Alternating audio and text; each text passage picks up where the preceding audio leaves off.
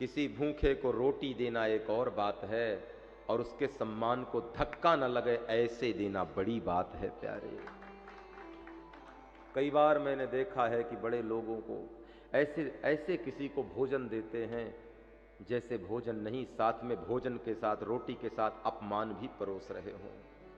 मैं प्रार्थना करूं रोटी 4 की जगह प्यारे किसी गरीब को, किसी भूखे को 2 खिलाना, लेकिन उसके साथ में सम्मान भी खिलाना उसे।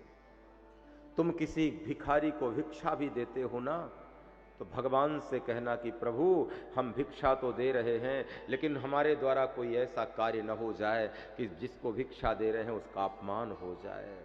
किसी को भिक्षा में भिक्षा देना, भिखारी को भिक्षा देना प्यारे, तो प्रयास ये करना कि सम्मान पूर्वक देना, उसका सम्मान बना रहना चाहिए।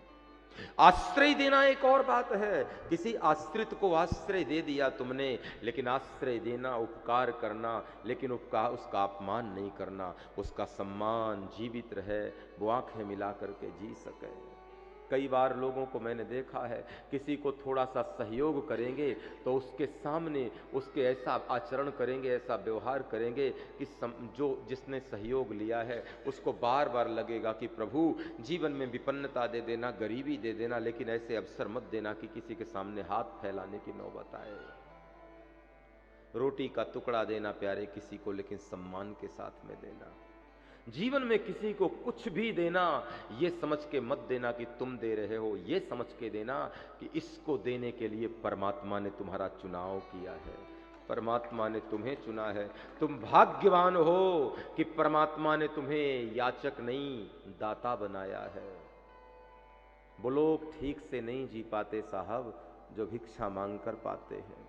कभी ऐसा मत समझना कि भिक्षा मांगने वाला भिखारी भिक्षा मांगकर दिन में सैकड़ों जगह उसके सम्मान को धक्का लगता है, दिन में सैकड़ों जगह अपमान सह कर जाता है, और संध्या को उसी रोटी के टुकड़े को अपने बच्चों के साथ बैठ करके प्रेम से पाता है, अपमान के घूंट पे पी करके उसका पेट भर जाता है। मैं प्रार्थना करूं कोई याचक तुम्हारे द्वार पर आए तो रोटी का टुकड़ा भिक्षा देना, लेकिन साथ में 2 बातें मुस्कुराकर उससे ऐसे करना कि उसे कम से कम तुम्हारे घर से तो ऐसा लगे वो भिक्षा नहीं प्रसाद लेकर वापस लौटा है, भिक्षा के साथ में सम्मान लेकर वापस लौटा है। कभी किसी को देना तो उपकार की भावना से मत देना, भिक्षा की भावना से मत देना।